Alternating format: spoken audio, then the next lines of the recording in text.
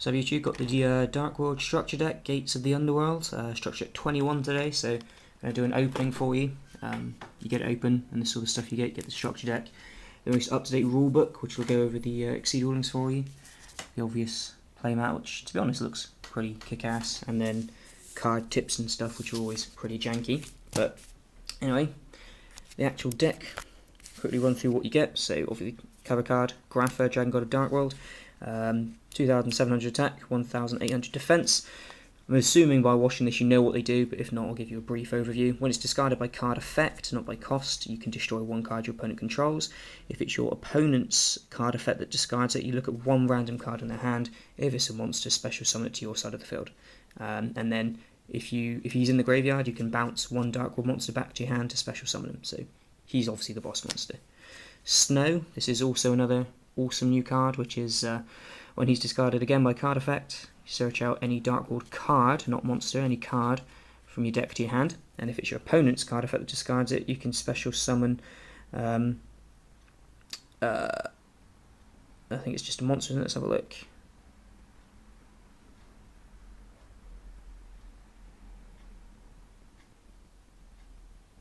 Yeah, one monster in your opponent's graveyard. So if your opponent discards it, like they use Darkworld Dealings, you get to search and you get to special summon a monster from their graveyard. So he's obviously really good.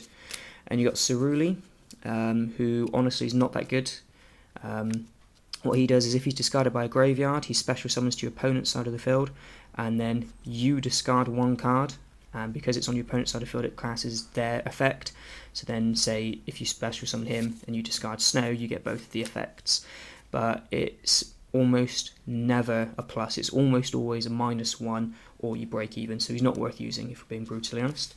You've got Zier, Knight of Darkworld, an 1800 vanilla beat stick. Renge, Gatekeeper of Darkworld, a 2100 defense vanilla. Scar, the Scout of Darkworld, when he's destroyed by battle, you can add one Darkworld, level 4 lower, Darkworld monster from your deck to your hand. So Japan and the OCG and everything are using him a lot, but we've got Tour Guide. So you've got Kaki, which is when he's discarded by card effect, select one face-up monster, just one monster, destroy the monster. And Gren, it's the same sort of thing, but he does spells and traps. And you've got Brow, who, obviously, everyone knows Brow. Discard by card effect, draw one card. If it's your opponent's card effect, draw two cards. And Beige, if he's discarded by card effect, special summon it. And he's really good because he's level 4, so you can always normal summon him to special summon a Grapher from your graveyard. And then there's Bron, which honestly you probably won't be using as well, but he's an 1800 beat stick who's obviously 2100 under gate, but when he does battle damage you can discard one card, so he's quite a good constant discard outlet, but he's not that great.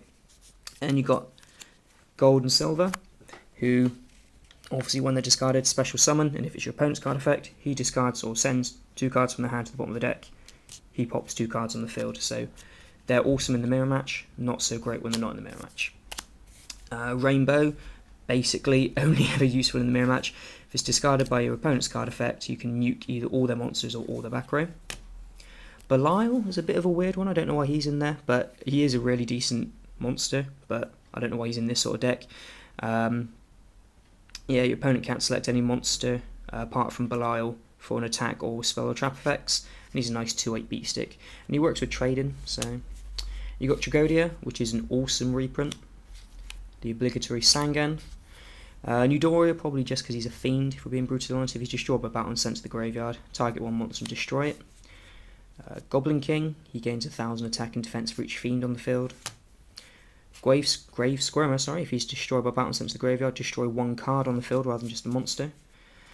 Card Guard, again, a bit weird, I don't know why that's in there, but yeah, put one counter on any card on the field, and if that card will be destroyed, you can destroy the counter instead. And Battle Fader, another good reprint. So that's all the monsters, it's pretty good so far.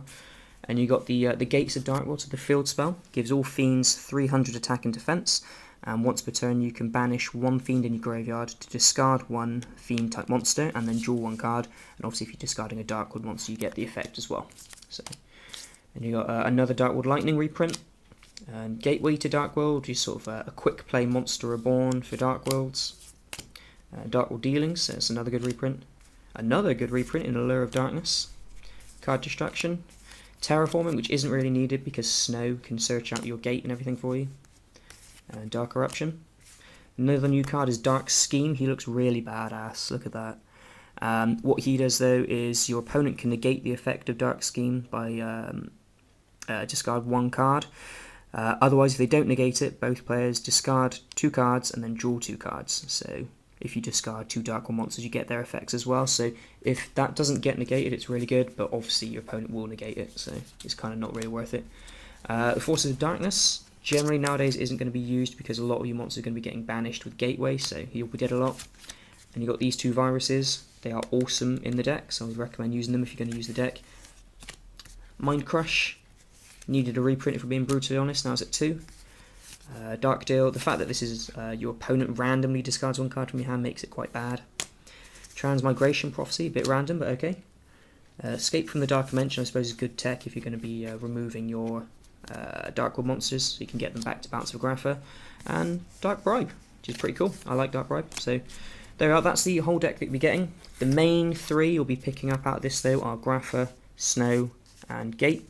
So that's if you don't already have all the Dark World stuff, otherwise you'll be picking up the Brows, Dark World Dealings, and Beiges as well. But these are the main 3 that you need the deck for. So this guy's awesome, this guy's awesome, this card's awesome. I can't tell if that's a guy or a girl though, it's a bit weird. But yeah, that's the deck, so it's a really, really good deck. I probably would say it's not playable right out of the pack because you get freaking vanillas in it. But yeah, if you're going to pick any up, pick up 3. Grab these 3 straight away, grab the Brows, grab the Beiges, and grab the Dark World Dealings.